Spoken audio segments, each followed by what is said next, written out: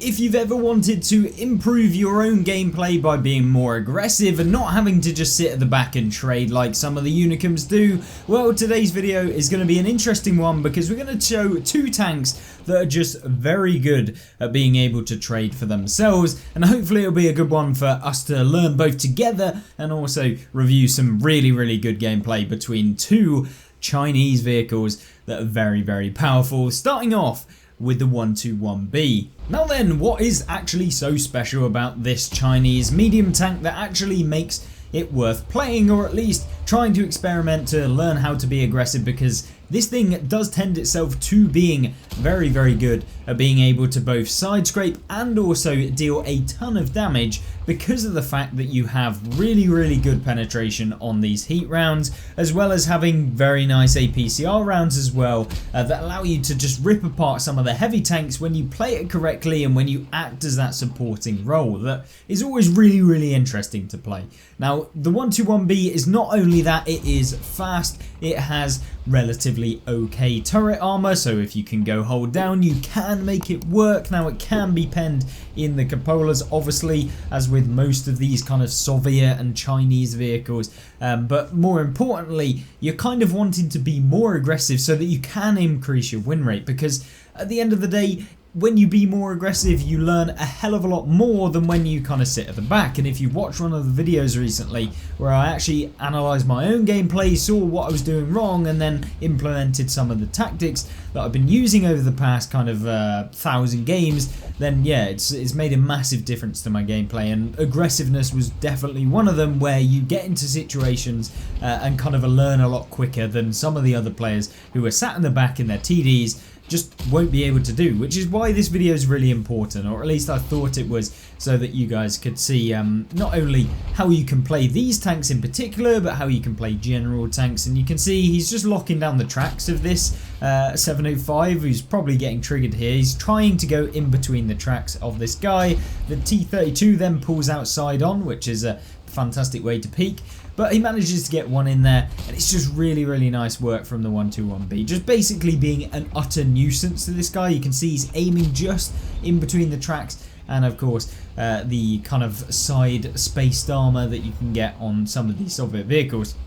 So he shuts him down. There's still that T32 who may or may not actually poke from this location. He could potentially do it, but you know, at the end of the day he's pulled back enough such that it's going to be a difficult angle and he can just pull back when he needs to. Now the 121B is not particularly the most kind of overpowered, or whatever you want to call it, medium tank or tank in general in the game, but it is super powerful. Don't take that away. It has 390 alpha combined with that penetration, like we said, on those heat rounds being just disgusting. 350 pen on heat rounds. I mean, literally going through the front of basically every heavy tank in the game is just crazy, and basically you don't really have to aim when you are firing premium in this thing. I mean, you do, just you don't want to be aiming at tracks and stuff like that, but if you hit the main body you can make it work really well. And if you do use the right kind of ammunition types, like you're seeing here up against the Waffle Panzer IV, he's yeah, basically just uninstalled at this point, given the fact how much he's been pumped here. Now unfortunately for the Scorpion G, thinking that he's funny, decides to come rolling out and try and do something, but unfortunately for him it is a fat L alongside the Waffenträger of Panzer IV. But what happens from this point onwards? Well, you will see that all of the heavy tanks on the corner that were being a pain in the backside at the beginning of the game have indeed won this flank, but they've made the age-old mistake of trying to push on this flank, or at least trying to push a 121B, which is, yeah, it's not going to work out all too well, so just watch exactly how it happens in this game. And if you've been enjoying, please do think about liking the videos, it helps it spread to more people. But what you're seeing here is just case in point of using that high DPM that the 121B does offer you.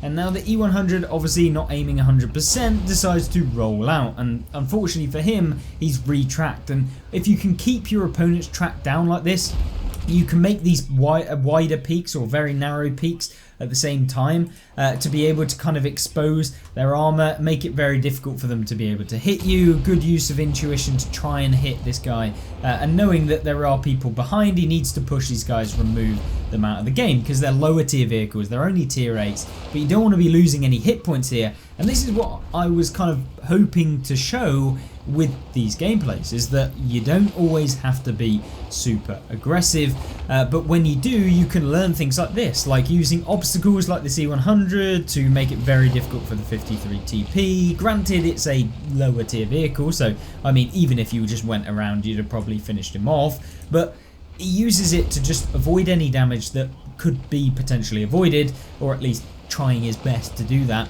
And you can see he's picked up 7,700 damage in what seems to be a pretty easy matchup. Now, yes, he was one of very few amount of tier 10s in this game, but given the fact that he's been able to pull it off and do what he needs to do as a tier 10 in this game, then yeah, it's been a really good showcase of kind of what the 121B is all about. You can pick it up for bonds. I believe it's like 14,500 bonds to be able to actually get this vehicle, which is definitely worth it. I think it is the best bond vehicle that you can actually pick up in the game. It's just super powerful. Now, he gets very unlucky against the AE right here, who manages to pen him on the move backwards, which is fantastic, and then, oh god, the TVP then pokes him on top of the ridge. So you can see sometimes the armor doesn't work, sometimes it does work, and you kind of have to live with that, yeah, you're not playing a mouse with very good armor, you're playing a Chinese vehicle that loves to get set on fire as well.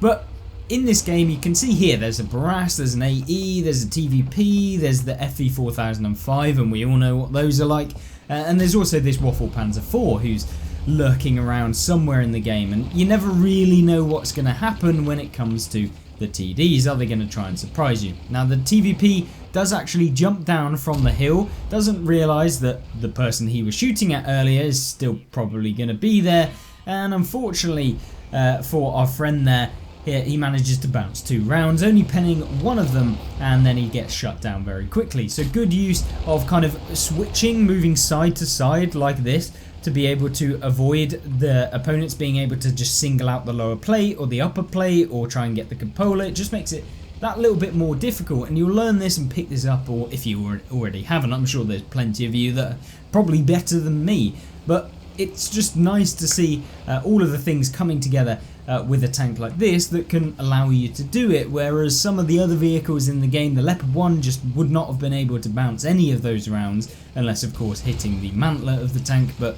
then again, most people probably just auto-aiming in this game, so they're going to pen you anyway. But what does he do here? Well, rather than sit out in the open where no one can actually be able to support him, all of the TDs have difficult lines of shot. I mean, the Waffle is never going to hit anyone that gets spotted over here. And of course, there's big rocks in between. So when you do get into this situation where you kind of sat in this location and there's no teammates that kind of get into this bush over here, and you don't have anyone kind of pushed up into the middle, you can get really easily YOLO'd, and you'll be wondering, like, why aren't my team hitting these guys? It's genuinely because like 99% of people aren't going to move from their spots, and 99% of people probably don't sit in the right spots anyway, so you kind of have to move to support your team in that way, and that's exactly what he's done here, which I think was perfect. So let's jump ahead a little bit to when some action actually happens and the team aren't just sitting there. Now, given that he was actually taken down to a one-shot, he has to play a lot more passively, which is, you know, as expected when you've only got 200 hit points left. But what he does there is he spots the Barask and he's able to connect another shot, picking his grand total damage over 9,000. Yeah, absolutely amazing game so far, and of course there's still 4,200 hit points left, albeit, you know, maybe some damage has been taken over to the FE and the Waffle, who are over on the other flank, that probably haven't been within render range so far, so maybe he can't actually see how much health they're on. But the AE gets spotted in the middle, he's still there, and now he's allowed to try and get a free shot into this guy. Now, rather than sitting in base and just hoping that the enemy team are going to try and push up, he moves down to this spot here. The only place that he can really get hit from is over here, but given the fact that they're 2 TDs, it's probably unlikely that they've moved.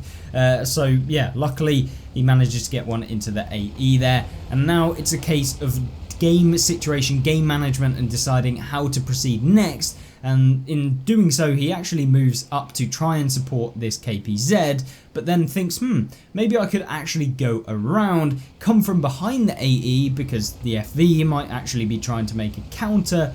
You never know, someone might actually have a brain on their team, but unfortunately the FV actually shuts down his teammate there, meaning that he is now in a 3 versus 3 with 2 TDs still camping in the base and not trying to move up or get a shot onto the opponent. So with that being said, he can now try and progress. Hopefully he can finish off the AE, who is a one-shot with the 390 alpha that he has. Can he get him? Oh no, not quite. He doesn't high roll just enough, and he leaves him on just a minuscule amount of health. And now he really is not in a good way. He just has to go for the shot, otherwise the game is just going to drag out and he's not going to be able to get easy shell. He out reloads the AE, allowing him to pull around, so you'll know this when you're playing in these more aggressive situations. Counting reloads becomes one of the biggest things that you can do, because of the fact that, you know, you're in those engagements more, you understand the reloads, you can kind of, knowledge of your own gameplay will kind of just basically give you that over time. And yeah, he's just able to use that really well here. And the Waffle is now trying to push towards their base, but given that he's over here, he's able to set up a nice little crossfire, hopefully, with the Waffle Panzer IV who's in the base, who's obviously spotting this guy. And luckily for him, he doesn't need to set up a crossfire anyway, since the Waffle actually gets shut down. And then it opens up a lovely shot that's able to go into this FE 4005 here, and now he is in a bit of a pickle. So he just pokes him, might as well go for the shot, you never know, it might hit, and it does, picking up over 10,000 damage, 10,700 to be precise, in a fantastic game where I really just absolutely love the 121B, and it is one of my most favourite vehicles to showcase on the channel. So let's jump into the next one though, because this one is also very good, but for a different reason entirely. And what exactly might that tank be? Well, it is of course the BZ-75, the tier 10 Chinese heavy tank that has the rocket booster. And of course, being that it has a rocket booster with 5 boosters that you can use during the game, you can get into positions during various different points in the battle if you use them right, to be able to be aggressive and to get into spots that people just genuinely would not have understood that you could even get into, and you can make some really interesting plays. And you will learn over time, and actually learn quite a lot from playing these tanks that are limited in quite a few areas, where you just have to play very well to make them work as intended, which is why I feel like sometimes giving yourself a challenge can actually improve you as a general player really well. Things like the Super Conqueror are very good for being able to learn how to play heavy tanks at the beginning, but as you kind of get through and you understand the core mechanics, you want to learn how to kind of maneuver in different ways that you wouldn't necessarily know from playing the Super Conqueror, which is where these sorts of tanks come in, and why once again I'm trying to showcase them to you guys in this video. But you see in here just excellent use of this tank, and that's because this tank has high alpha, considering, you know, that it is a heavy tank. It isn't quite an E100, but it is also 650 damage. And you can see here that E4, obviously thinking that he's able to deal with this guy, keeps overexposing himself, coming round this corner way too far, and he's able to just plow round straight into the side of him, whilst making it difficult for them to be able to hit him. But what you'll note in this game is that, yes, the game is predominantly tier 10, in fact it's entirely tier 10, and with the E4 now pushing up, he does steal a ton of hit points here, and that's because he just fired and he missed. And this is where it can be a little bit painful to play these tanks. And although, you know, we've seen the BZ-176, we all know, you know, that tank is not necessarily the best way to learn how to play the game, but this one is kind of a slightly different sort of vehicle, although having, you know, the same attributes with the rocket boosters and stuff. You can still really learn a lot, and I feel like there's a lot to be said for trying out vehicles that are slightly nuanced. You just have to give them plenty of time to actually figure out how they work, and once you do that, especially in these Chinese tanks, They're really a sleeper class, I think, in World of Tanks, whereby a lot of people just think, nah, it's a Chinese tank, it's not really going to do a whole lot,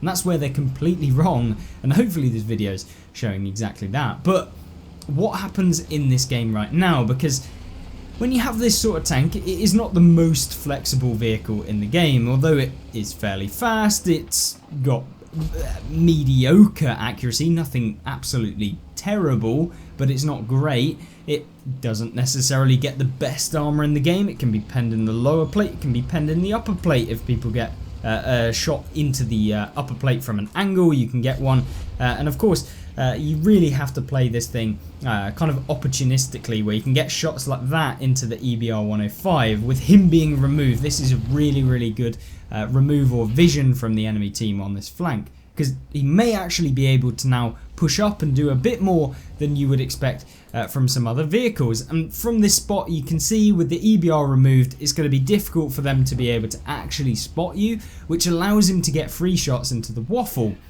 And what's great about this tank is, much like some of the other vehicles, and of course having the high alpha damage, you get high penetration on the HE rounds, which allows you to pen vehicles quite nicely. And you can see there, up against the lightly armoured vehicles, he's able to deal 800, 700. It's just really nice to see the high alpha working quite well, and combine that with a fairly okay reload, you can make it work. This is exactly what's been happening in this game, just pure ease of kind of playing and just being very opportunistic, not exposing himself, not going over any hills, giving the enemy team, I guess, the full view of his hull armor. That's working really well for this guy in this game. But with just one shot taken, he's gonna have to try and trade some of his hit points, given that his team are technically losing by 1,600 hit points, and of course they've won the right hand side of the map as well, so you have to kind of take that into account and decide how you're going to play in this game. And with the addition of those rocket boosters, you can maneuver around the map, and it just gives you that little bit of extra time where maybe you think you can get a shot into a tank on this flank and then relocate, whereas some of the other vehicles you'd have to just instantly start relocating right now. But the VZ55 keeps poking over here. Hopefully the artillery will take this guy out, because at the end of the day that guy can pump you for like 960 damage or 980 damage, and therefore you're going to lose a ton of hit points if he does manage to catch you, or YOLOs, or whatever the hell some of these players might actually try and do. But at the minute, playing kind of cautiously, don't want to overcommit, don't want to undercommit on any flank, and then, you know, our favourite friend in the artillery comes in and swoops in to track this guy and also deal a little bit of damage. But what do we do here next in this game?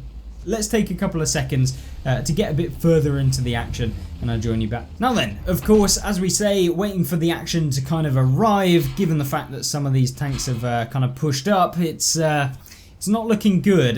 Very passive during this game, and that's meant that the enemy team have just basically swamped over this flank at the moment in time. But there's still a 6,000 hit point deficit on his team, but maybe he can bring it back in this game, and we'll see that during this one. But of course, you're seeing there, just using the turret, only exposing the turret because the ridge in front of him was hiding the hull armor. And of course the turret of this thing is relatively okay, albeit you can be penned and overmatched in this location here. So yeah, it can be a bit painful, but you really just have to take some of these shots in return to try and deal a bit of damage in this kind of late game where your team are losing so badly. Because if you don't take a few hits, you're just going to get swamped at the end of the game, and you're going to lose the game anyway. So you might as well try and get as much damage as possible, and of course take a few risks, and that's what this can kind of do, and do quite well. Now then, the patient play has kind of worked in this game, as the 60 TP getting impatient has decided to come out, and he manages to pen him through the roof. And now the Ho-Ri is of course sat down trying to take out this T100. He doesn't want to overcommit. The Ho-Ri gets taken out by that T100 anyway, so yeah, it's just really nice consolidation of this flank. And now what he can do from here is just await what the enemy team are going to try to do. There's 2 TDs, there's of course a medium, and we can see exactly what they are right here. That is 2 T62As, which are pretty devastating if they can get the side of you or find you out in the open, and they have okay view range, and considering that there is just the T100 that's going to be able to spot for the team in this game, hopefully this guy can stay alive and not get spotted by them. Of course, there's also the Waffle E100 and the Foch 155, so 2 disgusting autoloaders, followed by probably the most toxic autoloader in the game, the Batchat 15558, because, you know, artillery. And then, of course, the Conqueror GC.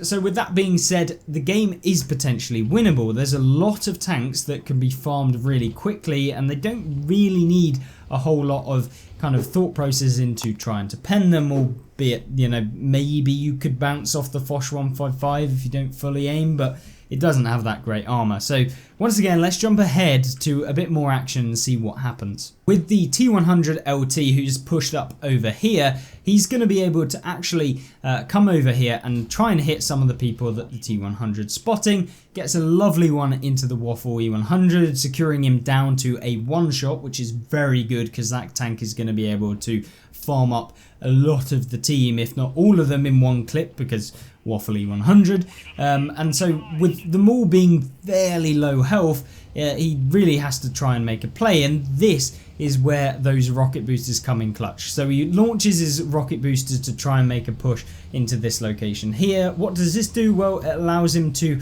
attempt to spot the artillery, who might be over here down by the cap circle, and it also allows him to then counter the Waffle if he tries to crest up here again, and it also allows him to try and spot the Foch 155. The T62A does get spotted, who's trying to make an aggressive push towards the Jaegeru, and unfortunately for this T62A, he is going to find out that our friend in the Jaegeru is not alone, and he manages to take a lovely one from this guy. But with 7,900 damage on the clock so far, he really has to think about what he needs to do next, because the game is still young, or at least technically he's still got a lot of work to do, because the Foch 155 is on full health. He does get spotted here, and unfortunately, because he was loading the heat rounds in this vehicle, he only actually ends up tracking the Foch, which isn't the worst thing in the world, but at the end of the day, it's not the ideal, because yeah, you're only going to get a few more reloads off before the game ends, so you've really got to hit every single shot that you're firing now to even think about trying to win this game.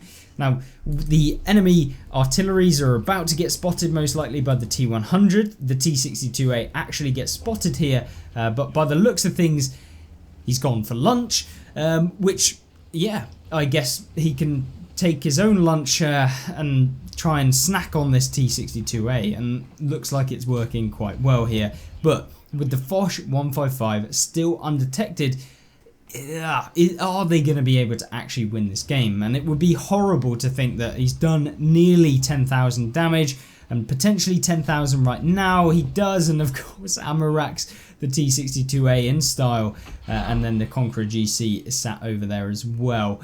So with 40 seconds left, he's only going to get probably 3 shots out of this game.